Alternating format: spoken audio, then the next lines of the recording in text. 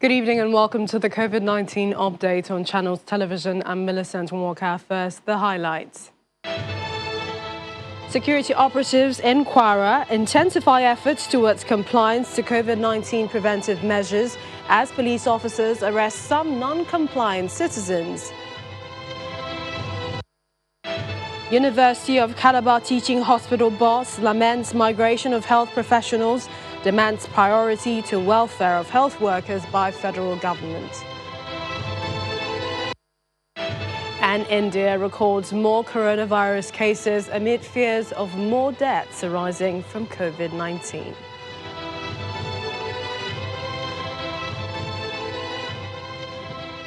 And Nigeria recorded 0 deaths in the last 24 hours, leaving the fatality toll from COVID-19 related ailments at 2,061. Consequently, more than 3 million people in the world have died from the disease, with the United States topping the list with over 567,000 deaths. According to the Nigeria Center for Disease Control (NCDC), Nigeria recorded 26 new coronavirus infections, the lowest single-day count recorded since April 15, 2020, when the country recorded 11 infections. The latest daily figure, which was reported across 6 states, is a drop from the 16 new infections recorded the previous 24-hour cycle. Ebonyi topped the list with 10 confirmed cases, followed by Lagos with 9 infections. Kano, Osun and the FCT registered 2 cases each, and Oyo 1 confirmed case. According to the center, 7 patients were discharged after recovering from the infection, raising the country's total recovery figure to 154,332. Currently, 7,840 cases are active and are being managed across the state, while over 1.8 million samples have been tested so far. Meanwhile, after receiving 3.94 million doses of the Oxford AstraZeneca vaccines through the COVAX facility in March, report from the National Primary Healthcare Development Agency shows that over 1 million Nigerians have been vaccinated till date, with the U.S. leading in the vaccination race, having inoculated nearly 200 million of its population. According to the World Health Organization today, the Director General, Dr. Tedros Ghebreyesus, last week new cases increased for the 8th week in a row, the most in a single week so far, with more than 3 million deaths reported. Dr. Ghebreyesus says it took 9 months to get to 1 million, 4 months to get to 2 million deaths, and 3 months to reach 3 million deaths. According to him, each one of the deaths is a tragedy for families and for countries. With increased cases among 25 to 59 ages and social mixing among young adults, the WHO DG says that countries have the tools to bring the pandemic under control in a matter of months if they are applied consistently. And as in many other states across Nigeria, Kwara State is intensifying its enforcement of measures to flatten the curve in the state. Some citizens there who breached the protocols have been arrested by law enforcement officers and are being dealt with in line with the provisions of the law. Kwara State remains one of the states with low compliance to the COVID-19 protocols.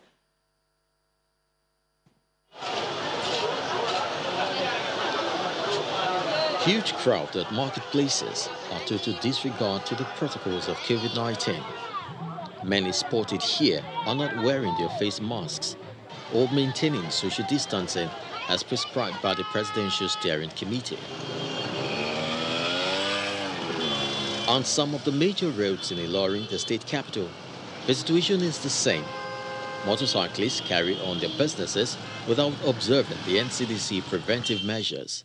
The truth is that most of our people are simply not complying with safety measures put in place, including physical distancing and the use of face masks, despite the earlier mass production and distribution of face masks to members of the public.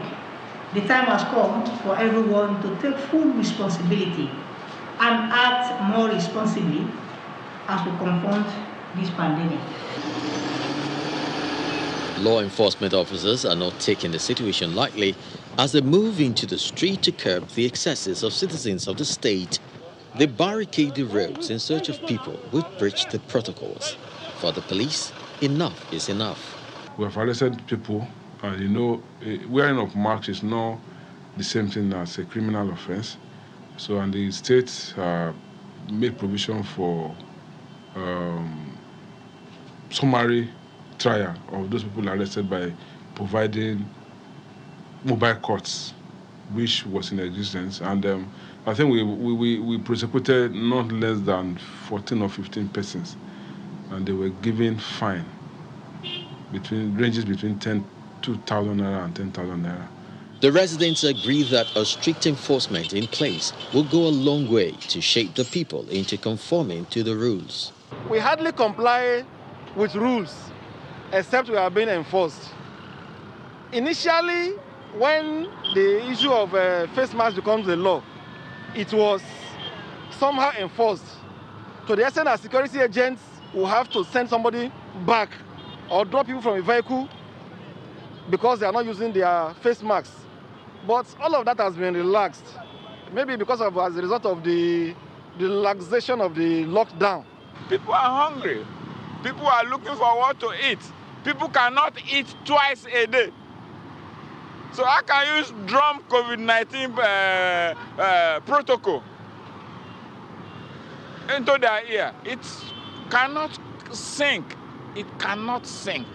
The authorities are making efforts to flatten the curve of COVID-19 in the state, and they're continuing the enlightenment efforts to make all citizens understand the need to comply fully to the NCDC protocols, just as they appeal to all to take advantage of the ongoing vaccination exercise in the state. Over in Taraba State, the government says the provision of the COVID-19 Oxford AstraZeneca vaccine to the state does not in any way stand in the gap in its quest to continuously ensure that its residents are protected. Chairman Technical Committee on COVID-19 in the state, Mr. Innocent Vakai, disclosed this to journalists in Adokola local government area while commissioning a motorized borehole as a non-pharmaceutical intervention against the pandemic. He adds that ongoing sensitization and advocacy against the coronavirus will be sustained until the war is won. As you are aware, we're in the second wave of the corona pandemic. And one of our messages that we've been passing to people is the non-pharmaceutical intervention on how to prevent the spread of coronavirus, which includes continuous washing of your hand with soap and water. So if the people don't have access to water, how will they wash their hand? So by providing this borehole, it is go a long way by assisting the people to wash their hands properly, and that way it will reduce the spread of coronavirus in this community. The Chief Medical Director of the University of Calabar Teaching Hospital, UCTH, Professor Ikpeme, is calling on the federal government to improve the welfare of medical practitioners as the health sector stands a chance of losing many professionals who are set to travel overseas in search of greener pastures. The CMD spoke shortly after inspecting an ongoing 30-bed isolation centre project donated by the federal government. He further explains that losing competent and adequate manpower at this critical time, where all nations in the world are battling the pandemic, could only lead to more catastrophic effects, hence the need to urgently prioritize health workers for them to enjoy the benefits like their contemporaries across the world. There are at least 15 to 20 others who have their papers processed and are just waiting to leave. And these are very senior people. So the brain drain issue is real, and we need to find a way to retain our professionals. I think the basic problem is welfare, working conditions, and the general socioeconomic stability of the country. Once those things become stabilized, people will stay, and I'm aware that government is working at it. According to the National Primary Healthcare Development Agency, the AZ vaccine rollout in the country has been marked by safety, efficiency, best practice and speed. Well, Professor James Dame, President of the Association of Medical Laboratory Scientists of Nigeria, he joins us for more on the vaccination efforts from our Abuja studios. Thank you for joining us on the program. What's your take on the vaccines rollout by the National Primary Healthcare Development Agency? So far, over 1 million administered. Yeah, okay. Thank you very much. As it is, I want everybody to know that coronavirus has actually come to stay with us. And the best way that we can actually do to overcome it is the issue of vaccine. And I want to tell you too that I lead a group of professionals in this country that they have the capacity, they have the experience to produce vaccine. And we had been submitting quite a number of papers to government. And our position is that we can leverage on the experience of my professional colleagues, which have been producing vaccine even in the past. In the 60s, our colleagues have been we are producing vaccines for smallpox, yellow fever, and quite a number of them. And these, my colleagues, are still alive today. And so we are calling on government that medical laboratory scientists have the expertise for us to initiate the local productions of COVID-19 in this country. We have to believe in our nation. We have to believe in Nigeria.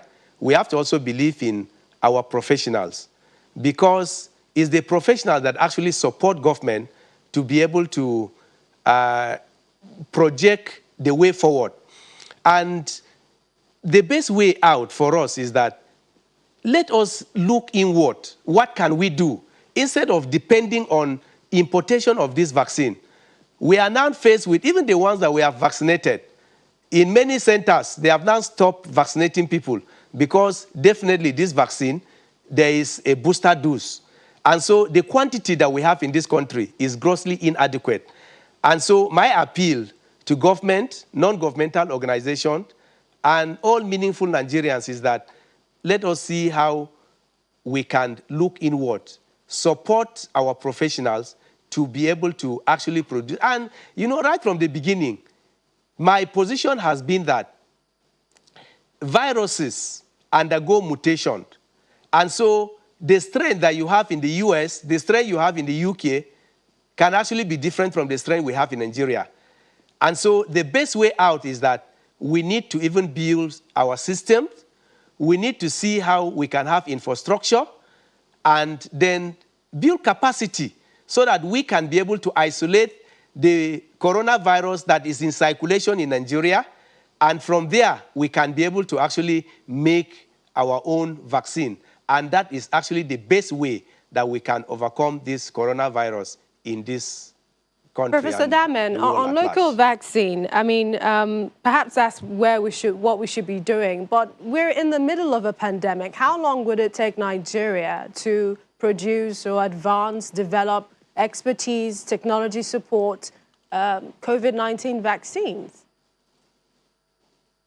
Yeah, you know, with the current technological advancement, it doesn't take so long again. You know, in the past, it used to take like 9, 10 years for you to produce a vaccine. But with the current technological development, you can actually produce this vaccine within a very short possible, in fact, within 1 year, if given all the necessary support. And like I said, we can leverage on the experience, the expertise of my professional group to be able to help in this situation. All right. We'd like to thank you, Professor James Damen, President of the Association of Medical Laboratory Scientists. Thank you for joining us on the program. Thank you. Thank you. We have more on the coronavirus update program. Please stay with us.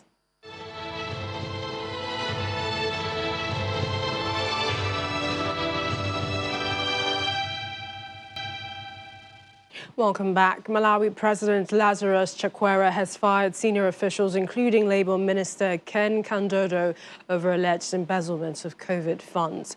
The president said the action followed an audit he had commissioned into the spending of 6.2 billion Malawian kwacha for COVID-19 response.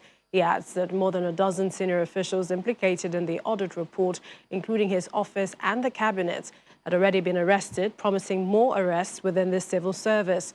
The Labour Minister has been accused of diverting 613,000 Malawian kwacha of the COVID funds to pay for travel expenses to South Africa. Malawi has so far recorded more than 33,000 cases of COVID-19 and over 1,000 deaths.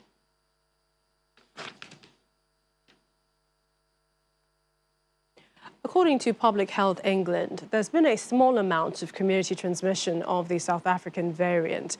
Professor Susan Hopkins says 2/3 of the cases of the variant have been linked to travel, but in pockets around the country, with the largest transmission in London. According to her, there is a new Indian strain, but not yet enough data to classify the new strain as a variant of concern as investigations continue whether the variant might spread more easily and evade vaccines. Well, to talk more about the variants is Dr. Godfrey Weche, hospital doctor with the NHS. He joins us now from Birmingham in the UK. Thank you for joining us on the programme. Well, thank you, Melissa, and thank you. All right, Dr. Weche, let's start with the Nigerian variant. In a county, we understand, southeast England, sparking fears that it may be deadlier than the South African form. What do you know about the mutant strains? Absolutely. So there's a new strain that's just been more common that's basically been seen much more amongst Nigerian travelers, people that have come to the UK from Nigeria. I don't actually think it's a Nigerian strain, to be honest, but and that's the thinking now. And the thinking may actually be a very, very deadly strain of the virus, a mutant strain. And that's because it has a mutation which was also found in the South African and the Brazilian strains as well, and which makes the virus much more easy to actually avoid and evade the immune system, even after you've actually had the vaccination. But it's actually currently being studied in the UK. So the UK is moving quite well in its vaccination program, but hearing that this variant might evade vaccines, especially the Pfizer-BioNTech one, is rather serious. But with the reports on some of the vaccines like the AstraZeneca, Johnson & Johnson, and the rare complications, at the end of the day, is vaccination about the only solution to keep down the pandemic? Absolutely. You know, this pandemic, we have to actually come at it with various strategies. Vaccination is obviously one of them, and it's actually one of the key things we actually have to do to try and come off this pandemic. The other thing we have to keep doing is actually to carry on with the personal protection that we do ourselves, wash your hands regularly, kind of still follow government guidance on social distancing, and also, try and, if they say not to go out, try and just basically not go out. But basically, vaccination holds a very big key to actually coming out of the pandemic. And that's because if you vaccinate enough people, then at some point you get to a point where you have what they call herd immunity, which means that transmissibility is going to actually be quite low amongst the people, and the effect of the virus actually going to be quite lower compared to if we haven't vaccinated people. Also, the other findings from research that has been done so far shows that regardless of what mutant strain you've actually got, if you actually end up getting COVID infection and you've actually had one of the vaccines, then your risk of actually dying in hospital and also of actually ending up in hospital is actually lower than someone who's actually not had the vaccine. So vaccination is actually the way to go. In terms of vaccine hesitancy, tell us a bit about your experience as a medical doctor who was skeptical in taking the COVID-19 vaccine at first. What changed? Absolutely. So, in terms of my own personal experience, it was quite difficult to get me to the point where I was going to accept taking the vaccine. I've actually had the Pfizer vaccine now. And it was, when we had the second lockdown, it was very serious. We didn't have enough doctors to look after unwell patients. And they had to pull doctors who were not ordinarily patient-facing, were actually pulled out to actually work in acute medicine. So I was redeployed back to acute medicine. And it was actually during my time in acute medicine that I actually realized, look, this is actually real. People were dying, you see a patient today, a couple of them, you come back the next day, they basically passed away. Even young patients, a lot of them even having, kidney failure. And by the way, and that kind of was quite scary, and that at the end of the day made me, realize that this is actually not something to joke about. And I've had my vaccination now. And the other thing I wanted to point out as well is that when you have the infection, it's not just, you may actually not know you've had it. So when they say, avoid other people, follow social distancing, wash your hand and do all that, we're not just saying that because we want to try and keep you away from other people. No, it's actually to try and keep you safe, because even if you get this infection, COVID infection, and you don't know you've got the infection, what ends up happening is the long-term sequelae of having that infection, even if you don't know you've had it, you may end up getting lung fibrosis, for example, get long-term damage, and you haven't actually realized that, you've had it, so it's, even if you don't know or you don't actually become unwell, you can actually catch the virus and go on to develop complications in the future. So it's actually quite good to actually protect yourselves. So essentially, vaccination, the benefits outweigh the risks. Thank you, Dr. Godfrey Weche, hospital doctor with the NHS. Thank you for joining us on the program. Pleasure, my pleasure. India has announced a week-long lockdown in its capital, New Delhi, following a spike in COVID-19 cases there. It reported its highest single-day spike so far on Sunday at nearly 25,000. Well, here's more on the global update.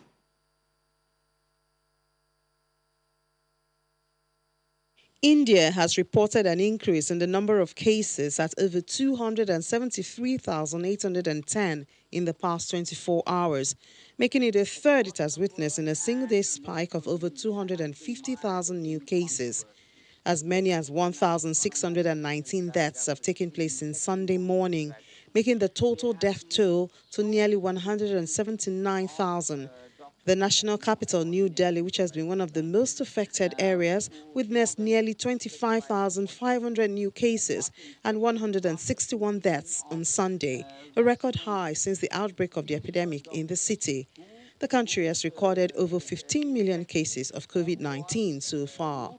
I mean, it could not be, but what if reinfection if infection is happening in the general public? Who is going to document them? The Greek island of Rhodes has opened up to tourists despite a lockdown. Travelers from the European Union, the United States, Britain, Serbia, Israel, and the United Arab Emirates are being allowed into the country and will not have to go through quarantine if they've been vaccinated or test negative.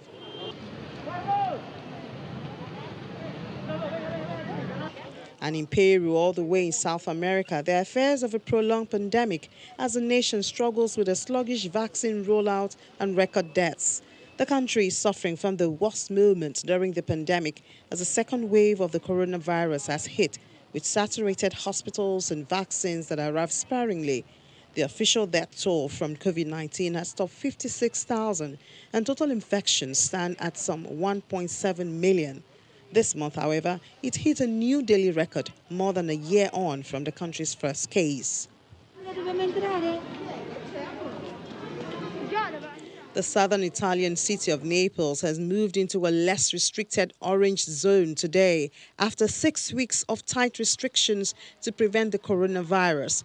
The surrounding region of Campania was lowered from the highest tier red, where people can only leave their homes for work, health reasons or emergencies, to tier 3 orange, where restrictions on business and movement are slightly less severe.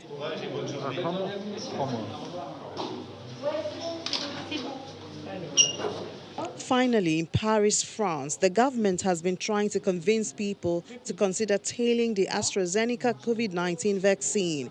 Across the European Union, polls and data from government vaccination programs indicate a widespread skepticism about the AstraZeneca vaccine, touted in very rare cases of people who take the shot experiencing blood clots.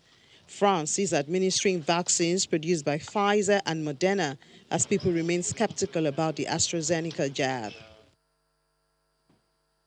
Don't forget to protect yourself. Continue to take responsibility. You can visit our websites for more updates, a better understanding of the pandemic. That's channelstv.com.